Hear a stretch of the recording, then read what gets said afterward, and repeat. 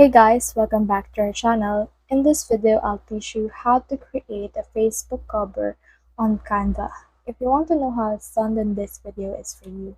So in order to do that, what we can do is we can click on this create design right here. And in here, you can see suggested, try, or art things right here. So we can search in here for Facebook, and in here you should be able to see some Facebook options. So what we need to do is we need to click on this Facebook cover. They have this pixel right here, which is 1640 times 924 pixels.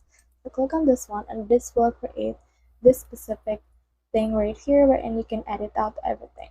So in here, the next thing you need to do is to make sure to integrate Canva in order to design your actual cover photo. So you can actually upload a file, you can choose the design from here, you can put in elements, you can also put in text, you can also put in or upload files that you have created, you can also draw in this and anything that you want to do. So in here, I have in here this specific design, which is a plain sign right now.